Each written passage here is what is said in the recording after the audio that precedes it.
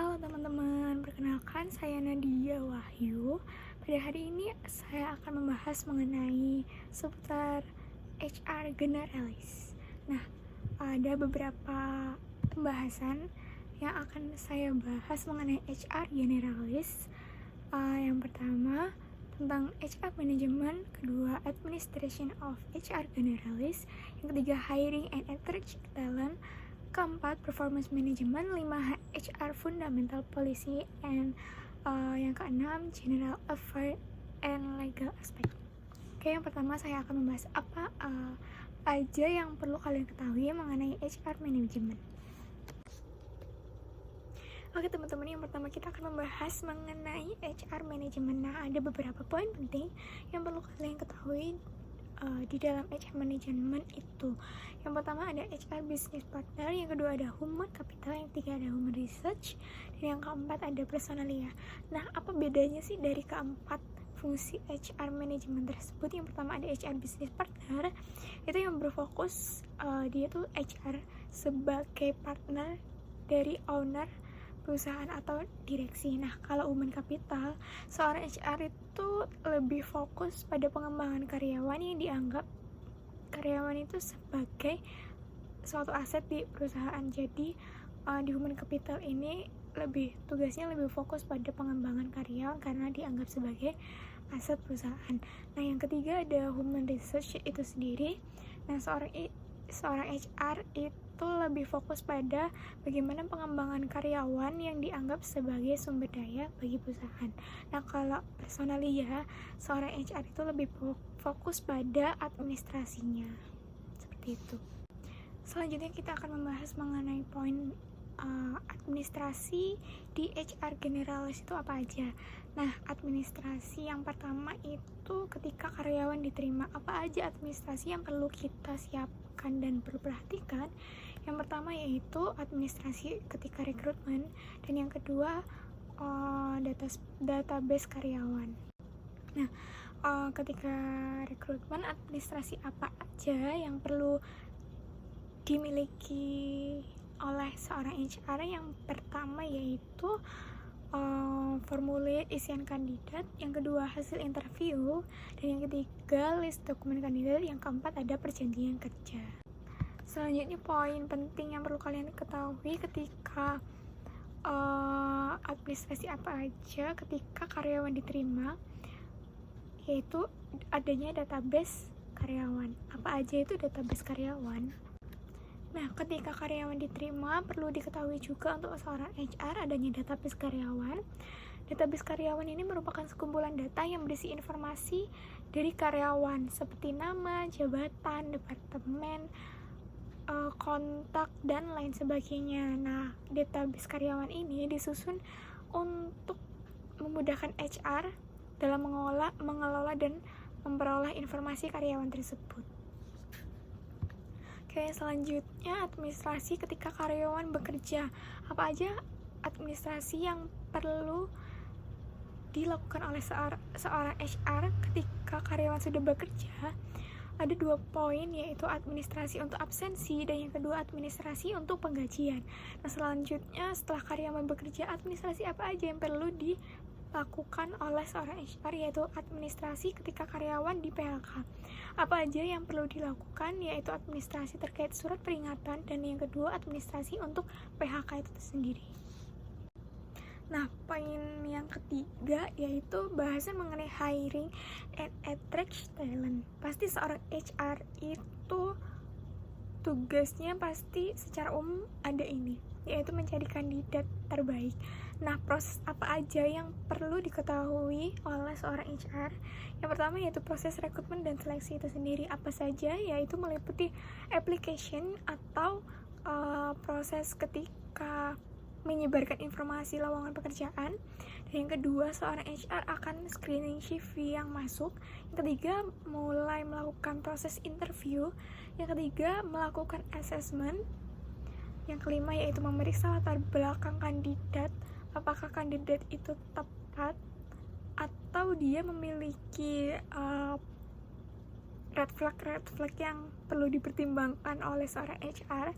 Dan yang keenam adalah pengambilan keputusan, apakah calon karyawan tersebut atau kandidat tersebut itu diputuskan diterima atau ditolak. Dan yang ketujuh, ketika karyawan tersebut sudah diterima, maka melakukan proses penandatanganan perjanjian kerja.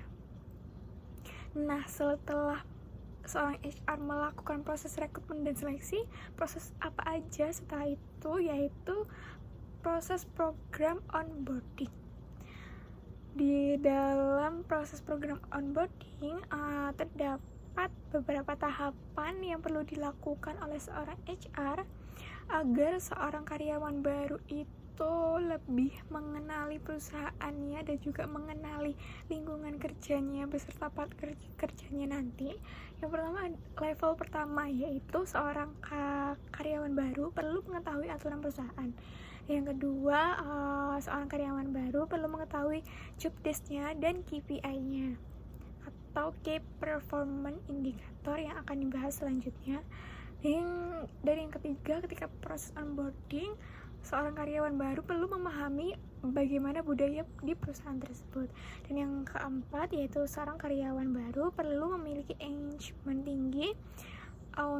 Salah satunya kenapa perlu engagement tinggi, yaitu untuk suatu bentuk untuk meminimalisir turnover kerja dan penurunan kinerja, seperti itu. Oke, bahasan selanjutnya mengenai performance management. Apa aja yang perlu diperhatikan oleh seorang HR mengenai performance management? Ada 2 poin penting yang perlu diperhatikan, yaitu yang pertama job description dan yang kedua KPI. Job description itu sendiri merupakan informasi mengenai tugas dan tanggung jawab seorang karyawan yang dilakukan dalam posisi tertentu. Nah, ketika karyawan sudah melakukan semua job description-nya, ibaratnya job desk ini hal yang wajib dilakukan dan diselesaikan oleh karyawan. Apa hasilnya? Yaitu berupa gaji jika karyawan tersebut menyelesaikan semua job description-nya. Dan yang kedua, poin pentingnya yang perlu diperhatikan yaitu KPI atau Key Performance Indicator. KPI merupakan alat untuk mengukur kemajuan pencapaian target sasaran. Nah, apa aja yang perlu diperhatikan oleh seorang HR untuk menilai KPI? Yang pertama yaitu mempersiapkan alat KPI itu sendiri. Dan yang kedua, mencatat dan memantau KPI karyawan. Yang ketiga, tindak lanjut hasil seperti rating penilaian antara A sampai E atau 1 sampai 10 seperti itu. Untuk selanjutnya, bahasan mengenai HR fundamental policy. Yang pertama, ada 3 poin penting yang perlu diketahui di HR fundamental ini. Yang pertama, adanya hubungan kerja. Nah, hubungan kerja ini suatu hubungan kerja dapat dikatakan memiliki hubungan kerja ketika memiliki 3 poin, yaitu adanya suatu pekerjaan, yang kedua mendapatkan upah, dan yang ketiga adanya perintah.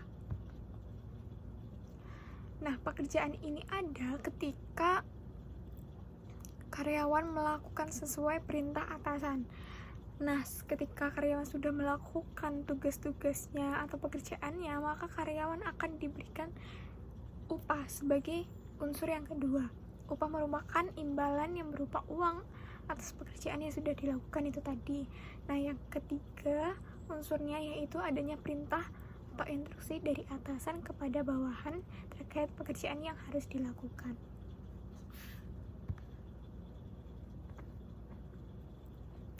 Nah, di dalam HR fundamental policy ini ada poin mengenai hak dasar karyawan. Nah, di dalam HR fundamental ini, poin yang kedua yang perlu diperhatikan yaitu adanya hak dasar karyawan. Apa aja hak dasar untuk karyawan? Yang pertama ada upah, 2 adanya waktu bekerja, dan yang ketiga istirahat. Hak dasar karyawan ini diatur berdasarkan peraturan undang-undang yang berlaku secara nasional dan wajib. Yang pertama mengenai upah.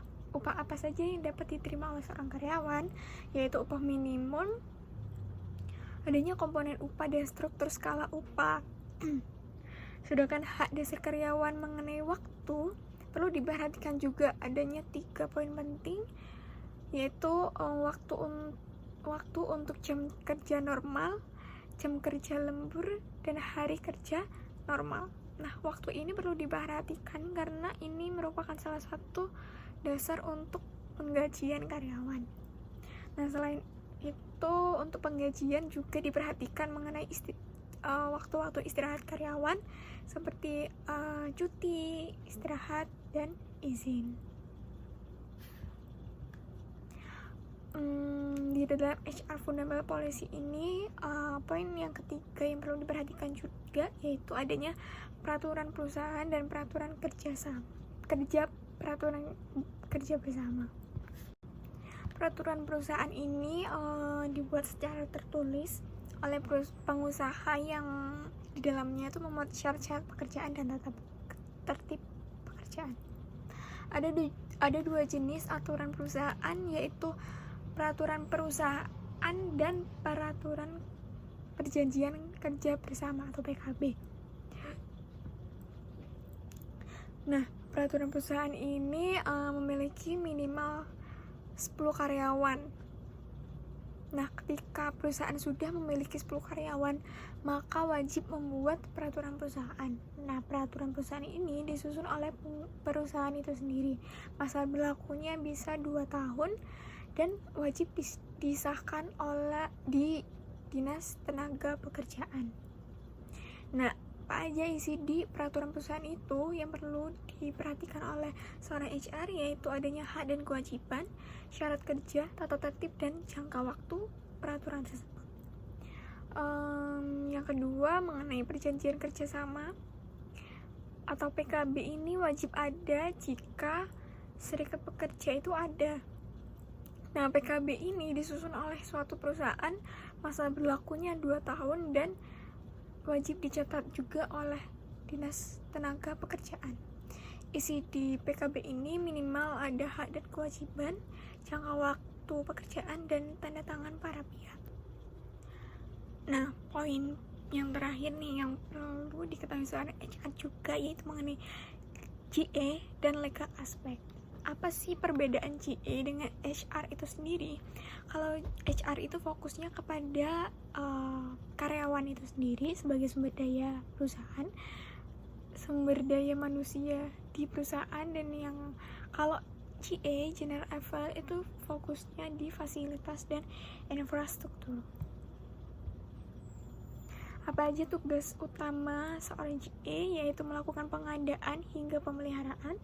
Yang kedua, memperhatikan fasilitas beserta infrastrukturnya di perusahaan.